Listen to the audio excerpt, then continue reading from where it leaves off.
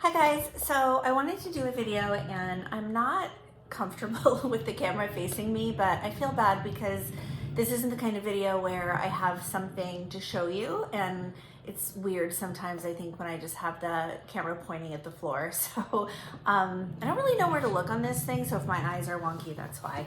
And this is gonna be quick, but just a quick video about two things. The first is Max and playing, and having that be more a part of some of the activities in his program. I definitely think in the beginning, I really wanted him to do playing to kind of keep him less agitated. I was hoping to lessen the, I don't want to do this, I don't want to be here. There was a lot of that over the summer, and then as we eased into the school year, and that's really like that, plus some of the things that happened on vacation. That's why we started the medication journey. But now, after going through that and after seeing how he did over the break, and I don't know, I don't think he needs medication. I think we're done kind of trying that. We're just going to keep him on some of the things that he was taking like way before. And we're just going to try other things. So I don't want him to slip back into that habit of, I don't want to do this and I don't want to be here. And I feel like this week back from vacation, he had some really good days and then he had some off days. And I don't know, I want to keep the positive momentum going and just lessen some of that other stuff. So in doing that and thinking about play and the activities that he does, I've been thinking a lot about just where he is in general, like cognitively where he falls and developmentally where he falls. And I watched this lady and I really like her. She's on TikTok. I feel like old ladies like me should not be watching TikTok, but I do. And she's a behaviorist. And one of the things that she always says is that when you have a child and you're concerned about their engagement, you have to consider, what does she say? You have to consider the developmental appropriateness of the activity and the expectation, and then access to reinforcement. And I think his access to reinforcement is amazing. And I think by Brianna kind of revamping those sheets where, we tell him what's coming and we really prepare him for what's next, I think that's helping. I think the breaks are good, and he gets a lot of treats and snacks and birthday cake bars, and so I think all of that is good. I think on my end, developing the homeschool component, I have to make sure that it's developmentally appropriate and that the activities that we're doing are also appropriate. And that's kind of where I think about his IQ. And you guys know I think he's far more capable than his IQ is showing. But when I think about the fact that when we take away all of the supports and we take away all of the reinforcements, he really is in the 0.01 percentile. I mean, that's what the testing is showing, which says to me, when I look at him, he's probably functioning around like the 3 to 4 year olds level. I think linguistically and behaviorally and emotional regulation wise, that's kind of where he's at.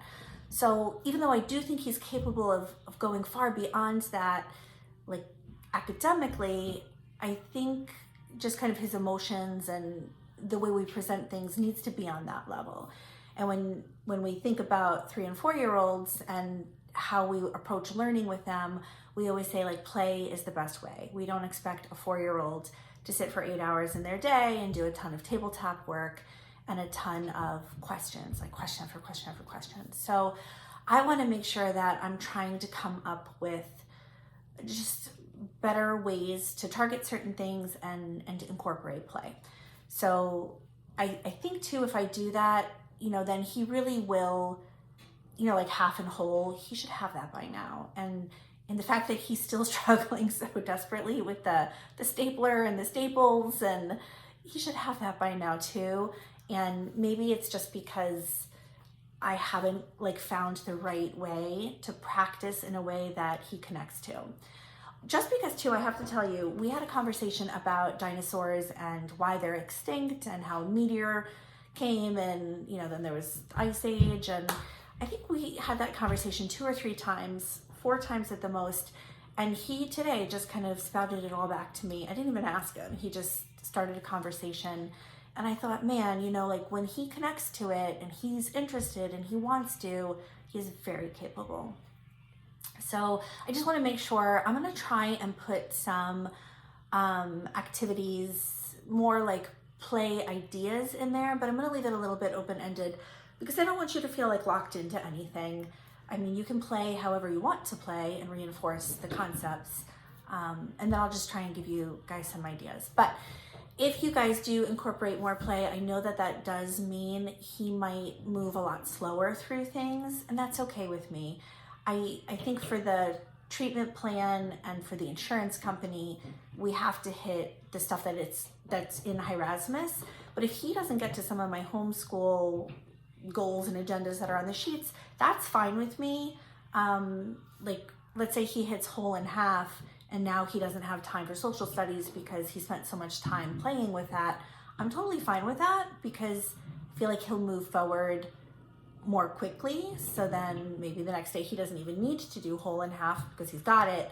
And so then he can focus on social studies. So that was the one thing. And then I know that Brianna, I think she put something out there to Helene about kind of having everybody do some of the graphing and all of that. I think it's a lot for one person to have to do all that. And again, I just want everybody to know that if you do start to do some of the graphing and the plot points, there's no pressure whatsoever from Greg and I for you guys to hit all the things. Like, I look at his data sheet sometimes and I'm like, there's a lot on there. There's a lot to get through. And now I'm kind of saying, I want him to play more and I want all those things. So I don't want you to feel like, oh my God, not enough time in a day and how are we going to get through all this? Again, it's fine with me. Like, if you are graphing a plot point and he's got a longer break in between, that's fine.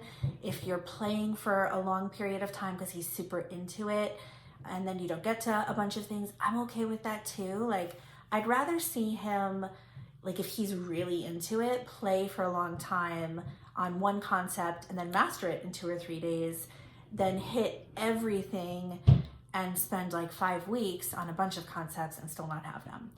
So that's it. I just wanted to kind of put that out there. I'm going to try as best I can to give some ideas. Certain things, it is hard to incorporate a whole play scenario. Like, for example, some of the like parts of clothing and parts of furniture.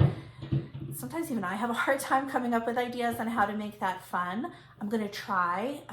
But again, don't feel locked into doing what I say. You can do anything you want as long as we're doing it, as long as we're spending a good amount of time, not just questioning him and drilling, like that discrete trial kind of thing, but actually engaged in some kind of fun activity. Okay, that's it guys, thanks.